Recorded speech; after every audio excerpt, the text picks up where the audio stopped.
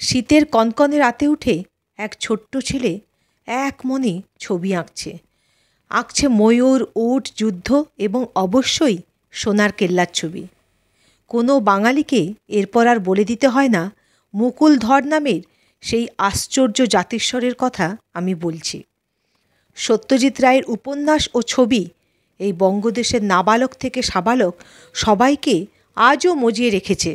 বাস্তবে সত্যি সত্যি নিজেকে জাতিস্বর দাবি করা মানুষের অভাব নেই। রক্তমাংসের বহু মানুষের দাবিই কিন্তু এইসব ছবি ও উপন্যাসের আসল অনুপ্রেরণা। আর সেই তালিকা থেকে টিটু সিংকে বাদ দেওয়া যায় কি? তার কাহিনী আজও চমকে দেয়, ভাবায়, স্তব্ধ করে দেয়, হার মানায় গল্পগাথাকে। কে এই টিটু সিং? কী ছিল তার কাহিনী? সে কিভাবে তার খুনিকে ধরিয়ে দিয়েছিল? তা জানতে হলে স্কিপ না করে শেষ পর্যন্ত শুনতে থাকুন। আর ভালো লাগলে একটা লাইক, শেয়ার ও কমেন্টস করতে ভুলবেন না। আর আমার এই নিউ চ্যানেলটিকে সাবস্ক্রাইব করে পাশে থাকবেন ও পাশে থাকা নোটিফিকেশান বেল আইকনটা প্রেস করে দেবেন। আপনাদের সাথে আমি অনামিকা। তো চলুন শুনতে থাকুন। সালটা 1988। গোটা দেশ তোলপাড় হয়ে গেল সংবাদ মাধ্যমে প্রকাশিত একটি প্রতিবেদনে। এও কি সম্ভব? বছর পাঁচেকের এক ছোট্ট ছেলে দাবি করছে সে এক ব্যবসায়ী ছিল, মা বাবার দেওয়া নাম টিটু সিং। অথচ তার দাবি সে সুরেশ ভার্মা, বিবাহিত এবং তার 2 সন্তানও রয়েছে। 3 বছর বয়স থেকে সে এসব কথা বলে আসছে, কিন্তু এখন তার স্মৃতিতে যেন আরও নতুন নতুন ঘটনার কথা ফুটে উঠছে। কোনো শিশু নয়, বেশ পৌরুষালী ভঙ্গিতে সে বলছে, আমি সুরেশ ভার্মা, আগ্রায় আমার রেডিওর দোকান, বউয়ের নাম উমা, আমাদের 2 সন্তানও রয়েছে, আমাকে খুন করা হয়েছিল। স্বাভাবিকভাবেই এমন সব দাবি শুনে সকলে হতবাক। এসব কি বলছে ছোট্ট একরত্তি? নিজের মৃত্যুর মুহূর্ত পর্যন্ত তার হটস্থ। বাবা মহাবীর প্রসাদ ও মা শান্তিকে দেখিয়ে টিটু বলতে থাকে, এক রাতে বাড়ি ফিরছিলাম গাড়িতে করে, ফিরেও গিয়েছিলাম। বাড়ির সামনে পৌঁছে হর্ন দিচ্ছিলাম যাতে উমা এসে দরজাটা খুলে দেয়, কিন্তু তার আগেই অন্ধকার ভেদ করে উঠে আসা 2 লোক গুলি করে আমার খুলি ফুঁড়ে দেয়।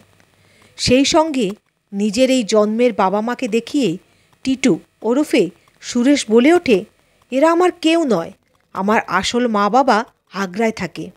কেবল কথাই নয়, ছোট্ট ছেলেটার হাবভাব দেখেও অবাক হয়ে গিয়েছিল বাড়ির লোকজন। 3 বছর বয়স থেকেই সে সাংঘাতিক রাগী, ফুঁসতে ফুঁসতে কাপ প্লেট ছুঁড়ে ফেলছে, চিৎকার করছে। ঠিক শিশুসুলভ নয় ব্যাপারটা। একটা ছোট্ট ছেলে সাধারণত বাড়ি মাতিয়ে রাখে, কিন্তু এক্ষেত্রে টিটু সিং বাড়ির লোকের ঘুম কেড়ে নিল। কিছুতেই আর বিষয়টা স্বাভাবিক হলো না। টিটুর বড় দাদা অশোক ঠিক করলেন তিনি আর সমাধান করবেন। তাদের বাড়ি থেকে আগ্রার দূরত্ব মাত্র 13 কিলোমিটার। সেখানে গিয়ে খোঁজ খবর শুরু করলেন তিনি। আর খোঁজ খবর নিয়ে যা জানতে পারলেন তা শুনে একেবারে থ হয়ে গেলেন। সত্যি সত্যিই আগ্রার ব্যস্ত মল রোডে রয়েছে সুরেশ রেডিও শপ। সত্যিই সেখানকার মালিক সুরেশ ভার্মা খুন হয়েছিলেন এবং বাড়ির সামনে আততায়ীদের গুলিতেই। তার বিধবা স্ত্রীর নাম সত্যিই উমা, সন্তানও 2 জন রয়েছে। মাথা ঘুরে গেল অশোকের। এও সম্ভব? তিনি সুরেশের মা বাবাকে নিয়ে এলেন তাদের গ্রামে, সঙ্গে উমা। অভিভাবকদের দেখতে পেয়েই টিটু দৌড়ে গিয়ে জড়িয়ে ধরল আর স্ত্রীর দিকে তাকাতে লাগলো আশ্চর্য লাজুক ভঙ্গিতে। শুনলে নেহাতি গল্প কথা মনে হতে পারে, কিন্তু সেই সময়ের সংবাদ মাধ্যমের প্রতিবেদনে এমনটাই দাবি করা হয়েছিল। যে গাড়িতে সুরেশের পরিবারের সদস্যরা এসেছিলেন সেটা ছিল মারুতি। সেটা দেখে নাকি টিটুর প্রশ্ন ছিল, এই গাড়ি এনেছো কেন? আমার ফিয়াট গাড়িটা কই? শুনে তো সকলের থ। সত্যিই সুরেশের ফিয়াট গাড়ি ছিল, আর সেই গাড়ি তার মৃত্যুর পর বিক্রি করে দেওয়া হয়েছিল। চরম কৌতূহলে এরপর টিটুকে গাড়ি করে নিয়ে যাওয়া হয় আগ্রা। নিজের দোকান নিজেই চিনতে পেরেছিল সে।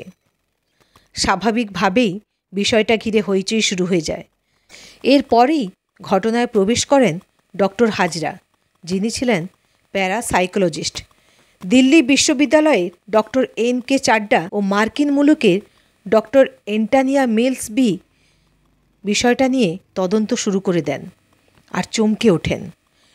সুরেশের যেখানে গুলি লেগে যেখান দিয়ে তা ফুঁড়ে বেরিয়েছিল, অবিকল সেই 2 স্থানে দাগ রয়েছে টিটুর, যা এতদিন বাড়ির লোক জন্মদাগ বলেই ভেবে নিয়েছিলেন।